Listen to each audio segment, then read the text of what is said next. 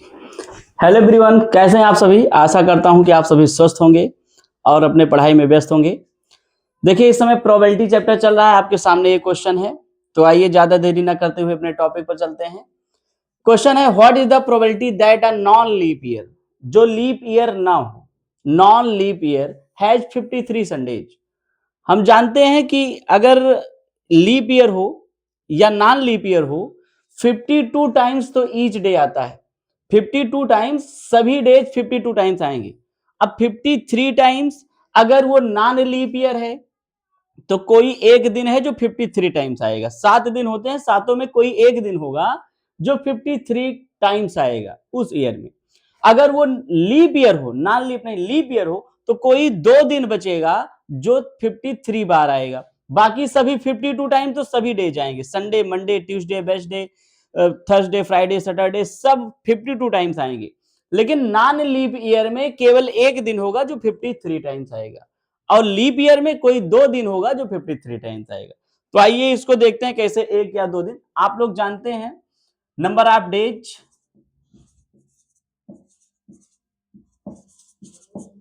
In non leap year, non leap year,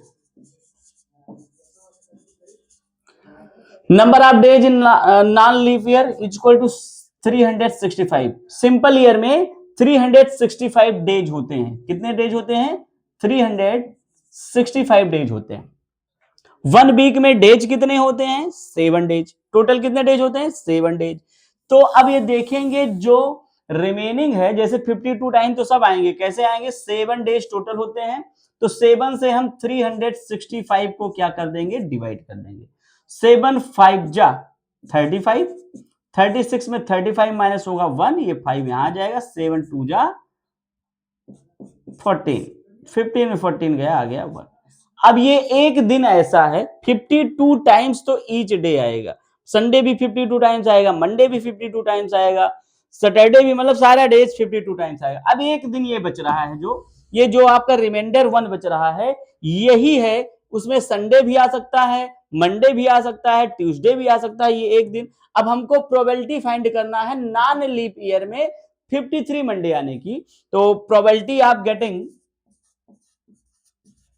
probability of getting 53 Mondays in non-leap year, non-leap year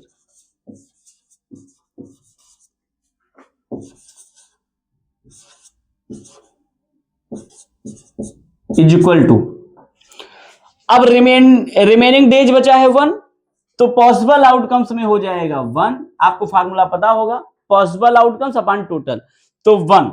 और days कितने हैं? Total 7 days हैं। ये एक year का डेज नहीं, एक वीक में, जैसे Sunday, Monday, Tuesday, Wednesday, Thursday, Friday, Saturday में टोटल कितने डेज होते हैं? 7 डेज। तो एक ही दिन बचा है, इसमें संडे भी आ सकता है 53 टाइम्स, मंडे भी आ सकता है, ट्यूसडे भी आ सकता है। टोटल आउटकम्स में 7 डेज हैं। कितने डेज हैं? 7 डेज। लेकिन यहां मंडे आने की प्रोबेबिलिटी पूछा गया, तो मंडे तो एक ही है ना, तो यहां हो गया 1 अपॉन टोटल 7 डेज। 1 अपॉन 7 आपका क्या हो गया? आंसर हो गया यहां पर।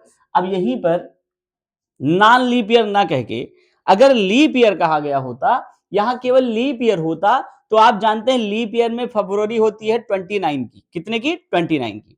तो इसका मतलब यहां टोटल जो लीप ईयर में टोटल डेज होते हैं वो 366 हो जाते हैं।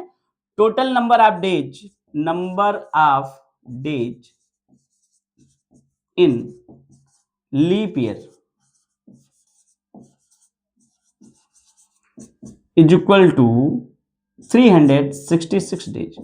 अब मान लीजिए अगर कोई भी डेज आपको इसी तरह से फाइंड करना है, वहां नॉन हटा के लीप ईयर हो जाता, और 53 मंडे, 53 संडे, 53 वेडनेसडे कोई भी थी, तो मान लीजिए अगर आपको लीप ईयर में निकालना हो, तो लीप ईयर में ये देखिए कि 366 डेज होते हैं, उसमें फरवरी कितने की होती है? 29 की। अब आपको इसकी प्रोबेबिलिटी फाइंड करना है कि लीप ईयर में 53 संडे आने की क्या प्रोबेबिलिटी होगी। तो आप यहां लिख सकते हैं प्रोबेबिलिटी ऑफ गेटिंग ये समझ लीजिए आपका दूसरा क्वेश्चन है, गेटिंग 53 संडेज। मान लो संडे आपको फाइंड करना है, 53 संडेज किसमें, नॉन लीप ईयर में नहीं, लीप ईयर में, Sundays in leap year, leap year is equal to, अब देखिए पहले ये देखिए कि लीप ईयर में कितने डेज होते हैं टोटल, 366, यहां आपको मैं बता दे रहा हूं 366। अब इसको भी हम 7 से डिवाइड करेंगे, 7 5 जा 35, तो यहां पर आएगा 1 और आगे 6 है 6, 7 2 जा 14, अब 16 में 14 जाएगा 2। अब यहां 2 दिन हैं, अब 2 दिन में टोटल 7 डेज हैं, Sunday Monday Tuesday Wednesday Saturday.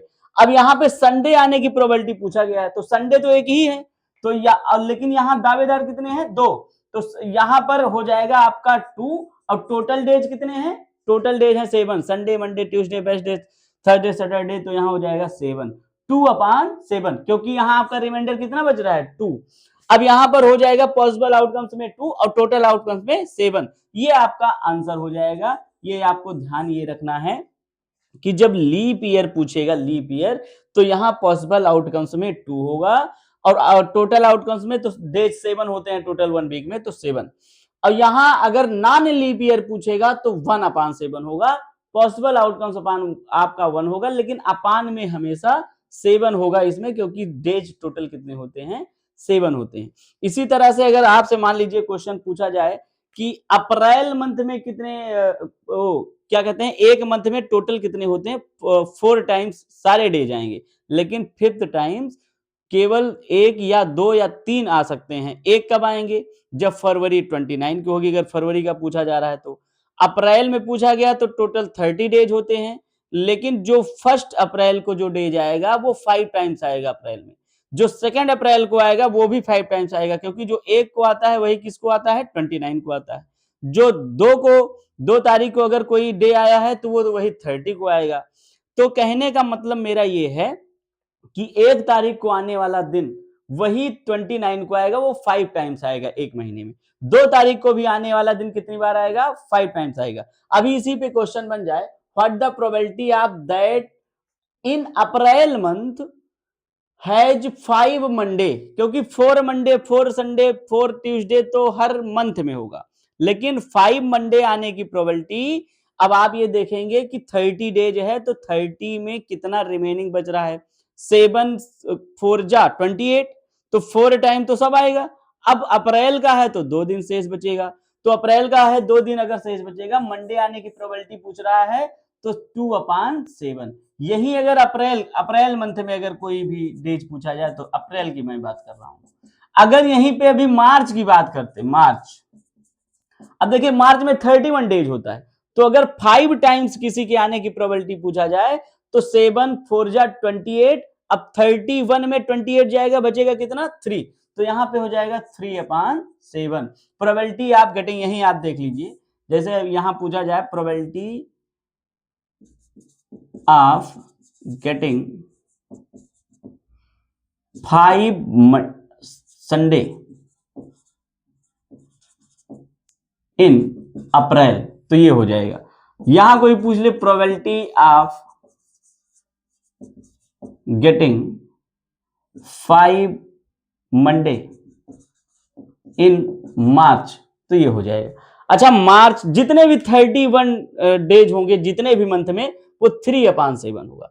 जितने 30 डेज वाले होंगे, जैसे अप्रैल में टोटल कितने डेज होते हैं, 30 डेज होते हैं, तो 2 दिन ही शेष बचता है, 7 से डिवाइड करने के बाद 2 दिन शेष बचेगा।